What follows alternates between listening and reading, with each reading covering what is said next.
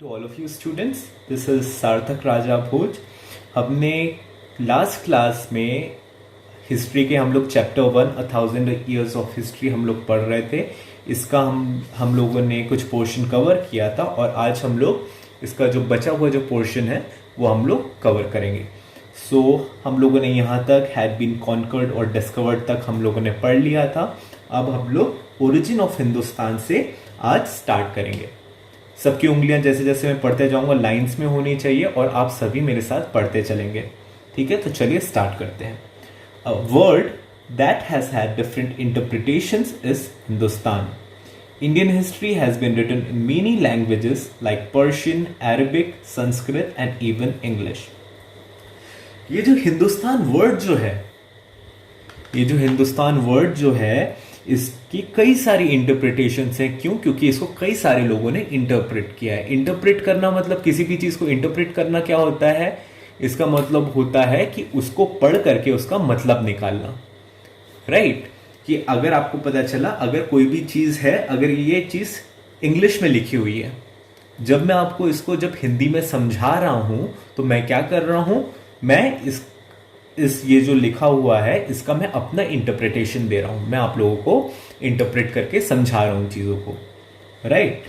जो Indian history है ये कई सारे लैंग्वेजेस में लिखी गई है, जैसे कि पर्शियन लैंग्वेज में, अरेबिक में, संस्कृत में और इंग्लिश में भी. अब आप सोचिए ऐसा क्यों हुआ होगा कि इतनी सारी लैंग्वेजेस में लिखने की जरूरत क्यों पड़ी होगी या क्यों लिखा गया होगा? ऐसा इसीलिए हुआ क्योंकि आप जानते हैं हमने फर्स्ट क्लास में पढ़ा था कि इंडिया में कई सारे रूलर्स ने रूल किया है. यूरोपियंस आए, यूरोपियंस ने रूल किया, ब्रिटिशर्स ने रूल किया, पर्शिया से लोग आए, पर्शियंस ने रूल किया, या अलग अलग ट्रेडर्स आए, उन्होंने इंडिया में आकर के ट्रेड किया. सो क्या हुआ, जब वो लोग जो आते गया यहाँ पर, जो बंदे आते गए यहाँ पर, उन्होंने अपने अपने हिसाब से इंडियन हिस्ट्री को लिखना स्टार्ट किया. राइट? सो जैसे कि पर्शियन लोग जब आए होंगे तो उन्होंने पर्शियन लैंग्वेज में लिखना स्टार्ट किया होगा. जब अरब से कोई लोग आए होंगे तो उन्होंने अरबिक में लिखना स्टार्ट किया होगा. संस्कृत, कुछ जो रूलर्स थे यहाँ पर इंडिया में, या यूं कहूं मैं हिंदुस्तान में उस समय, क्योंकि आज तो हम लोग इंडिया के नाम से जानते हैं बट उस समय इंडिया का ऐसा कोई कॉन्सेप्ट नहीं था. इवन हिंदुस्तान का भी नहीं था. अभी हम लोग आगे जानेंगे हिंदुस्तान का कॉन्सेप्ट कब आया. सो उस समय जब संस्कृत में आप जानते हैं उस समय कुछ हिंदू रूलर्स थे, तो हिंदू रूलर्स ब्राह्मण, जो संस्कृत जो रही है हमेशा से ही एलिट्स की लैंग्वेज रही है. तो उस समय जो रूलर्स थे उन्होंने अपनी जो उनकी जो भी किंगडम है उसको संस्कृत में लिखवाना स्टार्ट किया होगा. राइट? और इंग्लिश में क्यों? क्योंकि इंग्लिश में आप सभी जानते हैं ब्रिटिशर्स ने हमारे ऊपर 300-450 साल रूल किया है. राइट? तो इसीलिए इंग्लिश में. The earliest traders from Persia and middle east refer to the lands lying between the Ganga and the Yamuna as Hindustan. जब जो रूलर्स पर्शिया और मिडिल ईस्ट से आए तो आप सभी जानते हैं गंगा और यमुना यहाँ की बहुत ही दो पायस नदियां हैं. राइट? इसका काफी रिलीजियस सिग्निफिकेंस भी है इन दोनों नदियों का. सो फिलहाल ये जो नदियों के बीच का जो एरिया था गंगा और यमुना का, सो उसके बीच के जो एरिया था उसको पर्शियंस जो थे वो हिंदुस्तान के नाम से बुलाया करते थे. Later, when Persian historians wrote about these areas which were ruled by sultans, they referred to this area as Hindustan. उसके बाद में जब पर्शियन हिस्टोरियंस ने इस एरिया के बारे में जब लिखना स्टार्ट किया तो उन्होंने पाया कि ये जो एरिया था, ये सुल्तान्स जो थे वो इस एरिया में डोमिनेट कर रहे थे. मतलब वहां के जो रूलर्स थे वो सुल्तान्स थे. सो उन्होंने हिंदुस्तान वर्ड यूज करना स्टार्ट किया. यहां पर अब हम लोग ऊपर देखेंगे हिंदुस्तान, ये वाला येलो बॉक्स में दिख रहा है, यहां पर इंडिया का मैप बना हुआ है. Right? Hindustan meant the land of Hindus. It was derived from the Persian word Hindu, which referred to the Indus River, and Stan, which meant land. So जो हमारा ये जो वर्ड है हिंदुस्तान, ये दो वर्ड से मिलकर बना हुआ है। पहला वर्ड है हिंदू और दूसरा वर्ड है स्थान। अगर ये आप याद रखिए, कई सारे लोगों को, बड़े बड़े लोगों को पता नहीं होता कि ये वर्ड हिंदुस्तान आखिर आया कहां से। सो ये जो टर्म है हिंदुस्तान, और ये जो टर्म हिंदू भी जो है, आज हम लोग इसको एज अ रिलीजन जानते हैं, हिंदू रिलीजन, बट ये टर्म आया कहां से, ये टर्म कैसे आया? जो सिंध नदी है, आपने सुना होगा सिंध नदी है, हम लोग उसको इंग्लिश में क्या बोलते हैं? Indus river, right. सो जो पर्शिया के जो लोग थे वो आई को ह प्रोनाउंस करते थे, आई को क्या करते थे प्रोनाउंस? ह।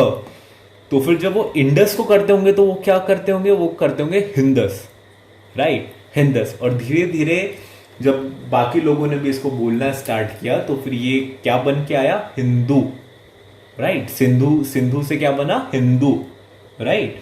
सो ये रिलीजन का आपको नाम कहां से मिला? आपको ये बात समझ में आई? ये एक पर्शियन वर्ड से आए जो जो था हिंदू, राइट। और स्थान का मीनिंग क्या होता है? स्थान का मीनिंग होता है लैंड। स्थान मीनिंग होता है लैंड। और हिंदू हम लोग किस लिए यूज करते हैं? सिंध रिवर के लिए, सिंधु नदी। और हम लोग इसको और किस नाम से जानते हैं? इंडस रिवर के नाम से भी जानते हैं।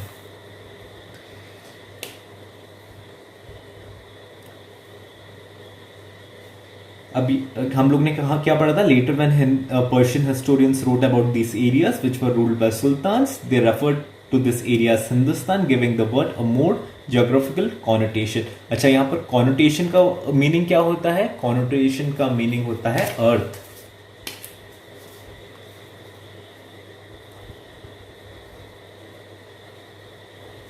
कॉनोटेशन, इसका मीनिंग होता है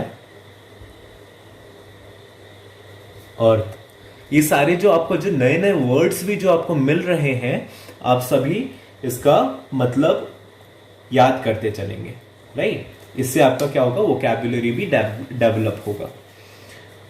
With the arrival of Mughals, the boundaries changed and did its reference. When Babur used the term Hindustan to describe lands beyond the Indus that he had conquered, he used it to show the difference between his native land and the new land. It had more cultural implications than geographical or political. So इसके बाद क्या हुआ? जब Mughals जब आए, तो आप सभी जानते हैं एक बाबर को आप सभी जानते होंगे, आपने नाम सुना होगा बाबर का।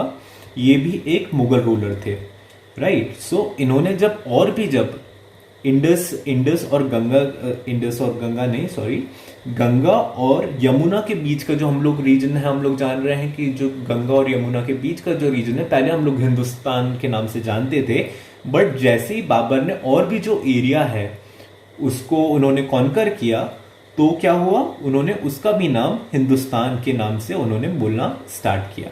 अब हम लोग आगे आएंगे, अब हम लोग आगे पढ़ेंगे various sources of history. How does one find out what happened thousand of years ago? अच्छा, अब हमको इसमें लिखा हुआ है हमको कैसे पता चलेगा, या हमको कैसे पता चलता है कि थाउजेंड्स ऑफ ईयर्स एगो, हजारों साल पहले क्या हुआ था? We have scriptures, manuscripts, texts, travelogues or travelers and explorers, data and items collected from various exploration sites and of course history books.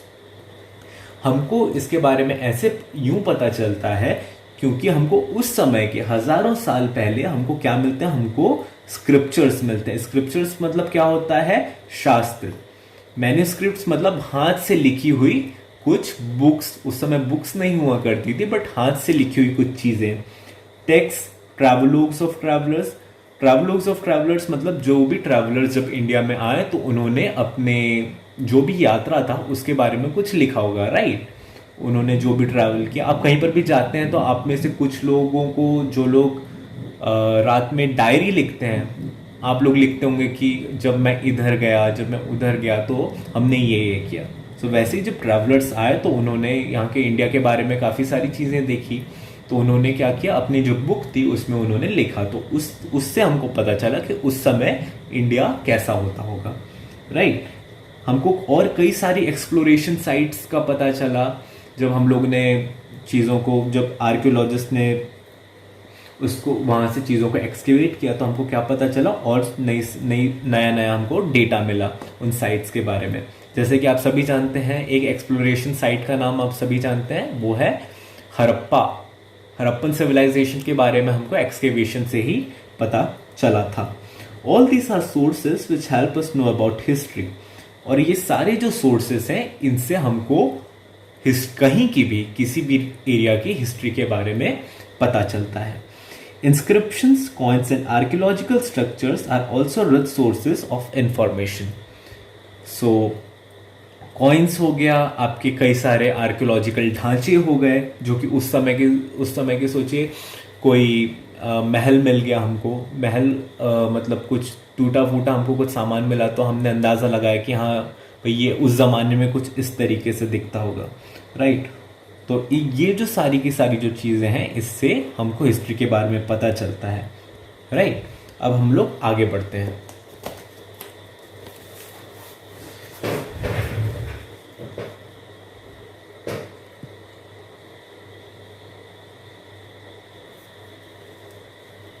अब हम लोग पढ़ते हैं inscriptions. Inscriptions are rich source of information about societies that existed. However, they do not go beyond the 3rd century BC and others belong mainly to the Mauryan dynasty. Inscriptions were either written on stone slabs or metal plates. अच्छा, यहाँ पर एक term use किया गया है, वो क्या है?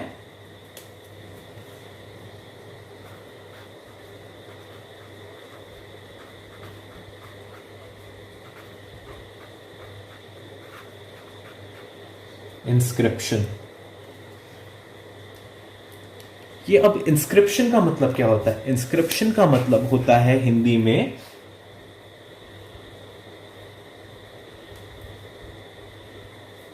शिलालेख। शिलालेख मतलब, शिला मतलब क्या होता है? पत्थर, और लेख मतलब कोई चीज, जो चीज लिखी गई हो।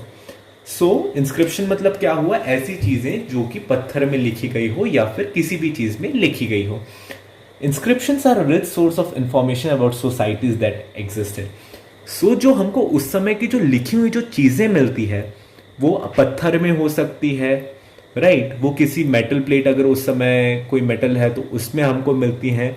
हमको केव्स के अंदर कई सारी चीजें लिखी हुई मिलती है, राइट। सो ये जो इंस्क्रिप्शंस जो होते हैं, ये बहुत ही रिच सोर्स होते हैं किसी सोसाइटी के बारे में पता लगाने के लिए। ये एक बहुत ही अच्छा एविडेंस होता है जिससे हमको पता चलता है कि हाँ भाई, उस जमाने में ये जो यहाँ पर कोई एक सोसाइटी होगी जो कि एग्जिस्ट किया करती थी। However they do not go beyond the 3rd century BC। But ये जो इंस्क्रिप्शंस के साथ एक प्रॉब्लम ये है कि इससे पहले जो 3rd century BC मतलब बिफोर क्राइस्ट, राइट। सो 3rd century BC से पहले के हमको इंस्क्रिप्शंस नहीं मिलते। क्यों नहीं मिलते होंगे? क्योंकि शायद उस समय जो भी होमोसेपियन होगा या जो भी आदमी जो होंगे, उनको उस समय लिखते नहीं आता होगा, राइट। तो इसीलिए हमको उससे पहले के अभी तक हमको इंस्क्रिप्शंस नहीं मिले हैं। And others belong mainly to the Mauryan dynasty. और जो हमको जो मेजर इंस्क्रिप्शंस जो मिले हैं, वो हमको कब के मिले हैं? मौर्यन डायनेस्टी। आप सभी जानते हैं चंद्रगुप्त मौर्य को, अशोक को, बिंदुसार को, राइट। आप सभी ने इनके बारे में कहानियों में पढ़ा है, या कुछ लोग सीरियल्स देखते हैं उनके, है ना। Inscriptions were either written on stone slabs or metal plates, depending on importance of the person and the document. So ये जो inscription, जैसे कि मैंने बताया, inscription का meaning होता है शिलालेख। ये जो inscriptions होते हैं, वो किस में लिखे होते हैं? ये या तो पत्थरों में लिखे होते हैं बड़े बड़े, या फिर मेटल प्लेट्स के ऊपर लिखे होते हैं। और ये किस चीज के ऊपर डिपेंड करता है, ये उस समय जो पर्सन जो रूल कर रहा था या जो ये चीज बना रहा था, ये उस पर्सन के ऊपर डिपेंड करता है या फिर डॉक्यूमेंट्स के ऊपर डिपेंड करता है कि वो कौन से डॉक्यूमेंट्स हैं। A lot of these inscriptions have been found in South India. South India वाला आपको सभी को रीजन पता है। साउथ इंडिया वाला रीजन कौन सा होता है? ये हमारा, ये इंडिया का आप देखेंगे तो कुछ इस तरीके का दिखता है इंडिया का मैप। सो ये वाला जो एरिया होता है ये साउथ इंडिया का कहलाता है, राइट। सो ये वाला जो रीजन है इसके भी हमको कई सारे क्या मिलता है, हमको कई सारे इंस्क्रिप्शंस यहाँ के भी मिलते हैं। Ashoka made use of inscriptions on pillars erected at various parts of his kingdom. जैसे कि मैंने आपको बताया कि मौर्यन एम्पायर के भी हमको काफ़ी सारे इंस्क्रिप्शन मिलते हैं या शिलालेख मिलते हैं। उस समय जो अशोक थे, किंग अशोक जो थे, उनके भी कई सारे वो क्या किया करते थे, उनको अगर कोई भी न्यूज़ अगर जैसे पहुंचानी है, सपोज कोई भी लॉ लाया, उन्होंने कोई भी नया लॉ लेकर के आया अपने किंगडम के लिए, तो वो क्या करते थे, वो पत्थर ऐसे बड़े बड़े पिलर्स बनवाते थे और उसमें क्या करते थे, उसमें वो चीजें गुदवा दिया करते थे। गुदवा दिया करते थे मतलब कार्व करवा दिया करते थे उसके अंदर। तो उससे क्या होगा कि वहां से जो भी लोग गुजरेंगे वो लोग उसको पढ़ लेंगे और उससे क्या होगा, उन सबको वो जो भी नई चीज जो डिसाइड हुई है उसके बारे में पता चल जाएगा। A majority of these were in south India. ये जो मेजरली ये हमको कहाँ मिलते हैं इंस्क्रिप्शंस, ये मिलता है हमको साउथ ऑफ इंडिया में। Every emperor in the past had sovereign right bestowed by virtue of the khutbah to mint coins with his name. The coins had his name on one side and his title on the other. हर एक जो emperor था उस समय उनके पास ये right हुआ करता था कि वो क्या करें, वो अपने नाम के जो कॉइन है वो बनवा सके।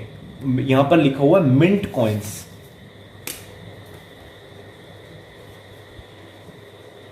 कॉइन मिंटिंग, कॉइन मिंटिंग मतलब क्या होता है? कॉइन मिंटिंग मतलब होता है कॉइन्स को बनाना, राइट। सो जो उस समय के जो एम्परर्स होते थे या जो रूलर्स होते थे उनके पास ये राइट होता था कि वो अपने नाम के सिक्के बना सकते हैं। तो एक साइड जो सिक्के का जो था उसमें क्या लिखा होता था, एक साइड उनका नाम लिखा होता था उस एम्परर का और दूसरी तरफ उनकी डेजिग्नेशन। डेजिग्नेशन मतलब क्या होता है? डेजिग्नेशन मतलब होता है आप कौन सी पद होल्ड कर रहे हैं। सपोज आपकी क्लास में कई सारे लोग होंगे जो कि सीआर होंगे, सीआर इज क्लास रिप्रेजेंटेटिव होंगे या फिर मॉनिटर होंगे, राइट। तो फिर एक तरफ उनका नाम होता था और दूसरी तरफ उनकी डेजिग्नेशन होती थी। अब ये जो बाकी का जो हमारा पोर्शन है, कॉइन्स एंड आर्कियोलॉजिकल सोर्सेस, और जो बचा हुआ पोर्शन है ये हम लोग नेक्स्ट क्लास में कवर करेंगे। आई होप आप सभी लोगों को जितना आज हम लोगों ने किया ये क्लियर होगा। सो चलिए, bye bye, have a good day.